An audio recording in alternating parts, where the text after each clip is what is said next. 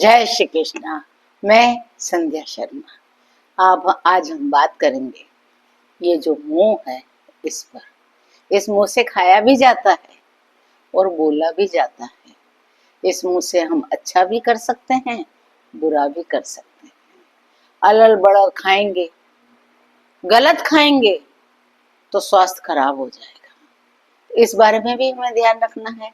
ये मुंह अच्छा खाए, हेल्दी भोजन खाए और अपने आप को हमेशा स्वस्थ रखे। और ये जो बाजार में मिलने वाली चीजें हैं, जो चटपटी चीजें होती है, जो बारिश के मौसम में हमें बहुत अच्छी लगती है, हाँ, कभी कभी आप इसे स्वयं घर में बनाकर खा सकते हैं। इस तरह इस मुंह से जो हमें खाने का काम लेना है, पीने का काम लेना है, वो हम शुद्ध खाएं, ताजा खाएं, घर का बना हुआ खाना खाएं, ताकि हमारा स्वास्थ्य खराब ना हो। अब दूसरी बात आती है इसी मुंह की, इसी से हम बोलते हैं। हमारे मुंह से जो बोली निकलती है उसे वाणी भी कहते हैं। और वाणी में इतनी ताकत है, इतनी ताकत है कि चाहे तो किसी को मित्र बना दे, चाहे तो किसी को शत्रु बना दे। कभी कभी लोग बड़े सुंदर लगते हैं, बड़े प्यारे लगते हैं, बड़े व्यवहारिक लगते हैं दूर से देखने पर, लेकिन जैसे ही वो बोलेंगे, उनकी वाणी उनके मुंह से बाहर निकलेगी और हम एकदम से समझ जाएंगे कि यह व्यक्ति कैसा है। तो वाणी जो है हमारे अंतर आत्मा का दर्पण होता है। बोलने से हमें, सामने वाला जब बोलता है तो हमें एकदम से पता चल जाता है यह व्यक्ति किस तरह के नेचर का है।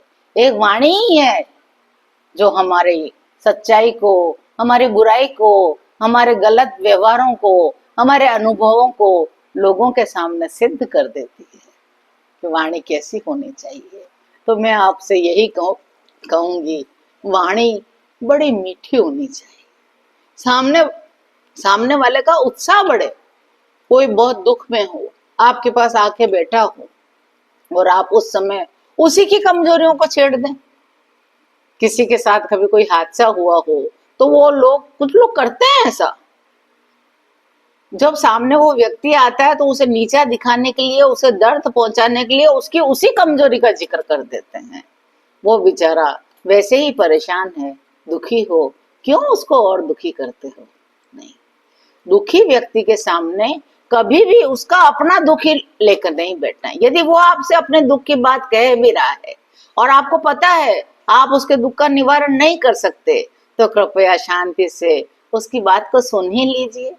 आपके सुन लेने से ही उसके दिल को सुकून पहुंच जाएगा। कभी कभी किसी का दुख बांटने के लिए दुख सुनना बहुत अच्छा होता है। वो उस समय आपकी कोई राय नहीं चाहता, वो उस समय आपसे कोई मदद भी नहीं चाहता, बस वो अपने दुख को आपके साथ थोड़ी सी बात करके शेयर करना चाहता है। बोलने से दुश्मन भी मित्र हो जाते हैं, मित्र भी दुश्मन बन जाते हैं। झूठी मीठी वाणी जो होती है, जिसे चापलूस लोग भी कहते हैं, वो ज्यादा देर नहीं चलती, एक न एक दिन पकड़ में आ ही जाती है।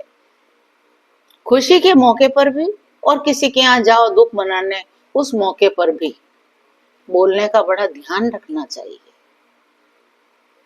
ये जो वाणी है ये किसी को दुख में शांति पहुंचा सकती है, किसी को सुख के अंदर भी चोट पहुंचा सकती है। क्योंकि जब सामने वाला व्यक्ति हंस रहा है, खुश है, सुखी है, आनंद का अनुभव कर रहा है, उस समय आप यदि उसकी किसी दुखती रग पे हाथ रख दें, कोई बुरी घटना का जिक्र कर दें, उसका मुंह उतर जाएगा, वो शांत हो जाएगा, वो भीतर से टूट जाएगा, दुखी हो जाएगा। तो ध्यान रखिए, हमें हमेशा दूसरों के आनंद में आनंदित रहना है, अच्छी बात बोलनी है।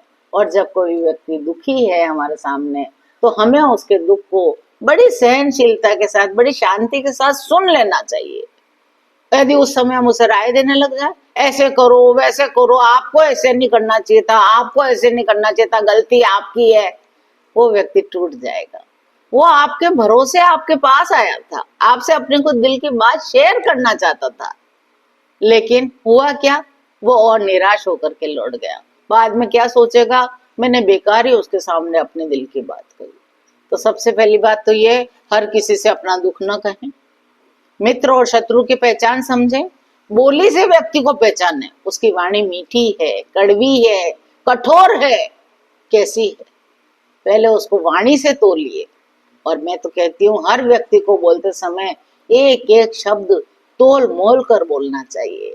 यदि हम ऐसी ही आदत बना लेंगे तो हमारे मुंह से कभी गलत बात निकलेगी ही नहीं। हमें अपने बच्चों को भी सिखाना चाहिए किससे कैसा व्यवहार करना चाहिए। अपने से बड़ों से आदर से बात करिए, अपने से छोटों से प्यार से बात करिए। अपने बराबरी वालों से आप हंसी मजाक भी कर सकते हैं, लेकिन उनसे भी कभी दुखता वचन न कहें जिससे उसका दिल दुखे। ऐसा हम कोई वचन न बोलें। छोटी से छोटी बात भी किसी को इतना दुख दे सकती है कि जिंदगी भर वो उस वाणी के घाव से निकल नहीं पाता है। चाहे वो व्यक्ति बाद में कितना ही उससे अच्छा बोले, लेकिन जब वो उससे बात करेगा आंख में आंख डाल के, तो उसे अपनी वो बात याद आएगी कि इसने उस समय मुझे ये कहा था। बहुत सरल होता है कहना, माफ कर दो, ध्यान नहीं रखना चाहिए, अपना ध्यान हटा लो इन बातों से। बहुत मुश्किल होता है। कहना बहुत सरल है, करना बहुत कठिन होता है। कभी कभी लोग क्या कहते हैं, सामने वाले व्यक्ति की कमजोर नस पर वार कर देते हैं। ऐसा करने से तो हमें हमेशा ही बचना चाहिए।